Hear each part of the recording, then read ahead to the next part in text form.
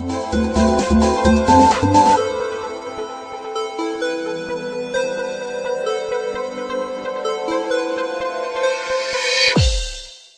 parti avec à sa tête le président Modou Diagne Fada n'a ménagé aucun effort dans le compagnonnage avec le président candidat Macky Sall.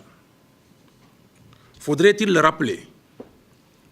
Le président de notre parti avait indiqué à son temps les 3 points motivant notre choix de soutenir le président Macky Sall comme candidat à l'élection présidentielle du 24 février 2019.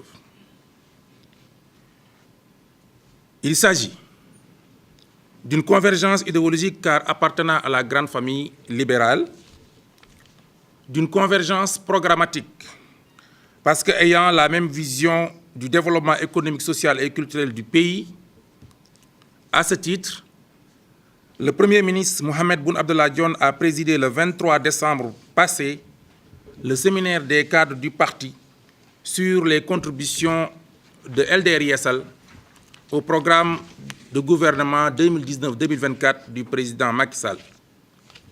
Le document produit est sur la table de notre frère président Modou Diagne Fada, qu'il transmettra à qui de droit. D'un bilan globalement satisfaisant. Comme vous le savez, un bilan est toujours constitué d'éléments positifs, mais aussi d'éléments à améliorer.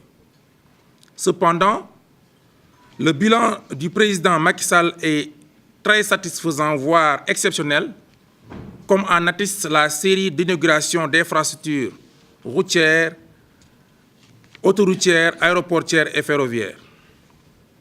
Entre autres éléments de bilan, nous pouvons citer Ila Touba, rebaptisé Ila Sénégal par le président Modou Diagne Fada, car permettant une ouverture sur le reste du pays. La ville sainte de Touba est devenue accessible en 1h20 au lieu de 4h ou 5h de temps. Le train express régional TER permettra à terme de régler définitivement les problèmes de mobilité dans la capitale avec une solution pour le transport de masse, la lutte contre la pollution, les pertes de temps et d'énergie. Le pont de Farafenni pour le désenclavement de la verte Casamance. Les habitants peuvent désormais quitter Ziguinchor le matin, venir à Dakar et rentrer chez eux le soir. Le maintien du taux de croissance à plus de 6% sur 4 années consécutives, l'augmentation des salaires par la baisse des impôts de l'impôt sur le revenu, la maîtrise du taux d'inflation à moins de 3% du budget.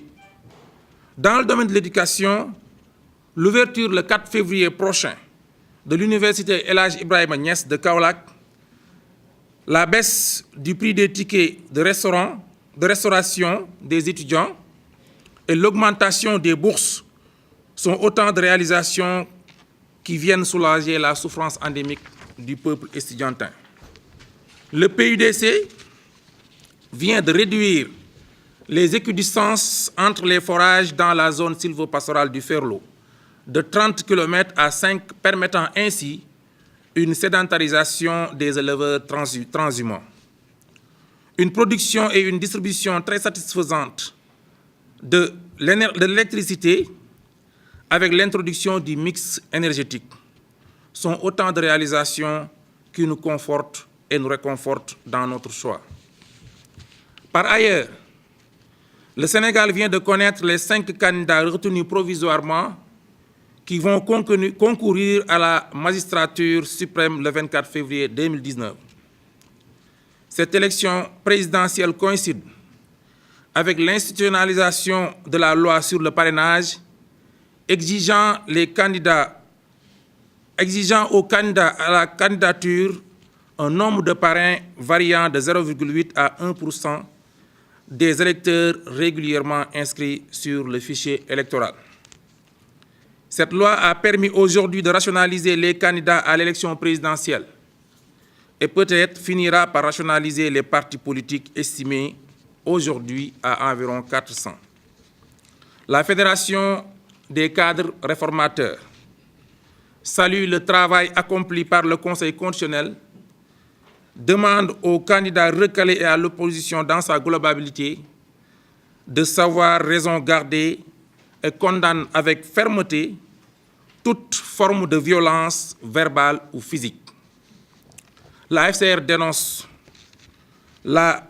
avec force la lettre adressée aux forces de l'ordre par l'opposition et demande aux différentes parties prenantes de laisser les institutions judiciaires et de sécurité à équidistance de toutes les contingences politiques.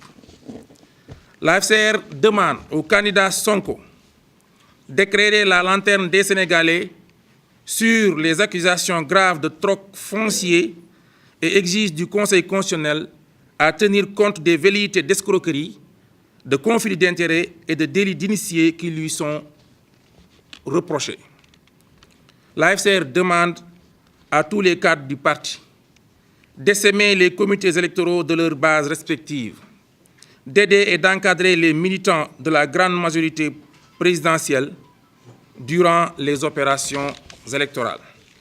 Enfin, la FCR s'érigera en bouclier pour carapasser notre candidat jusqu'à la victoire finale au soir du 24 février 2019. Vive la FCR, vive LDR-YESAL, vive le Sénégal.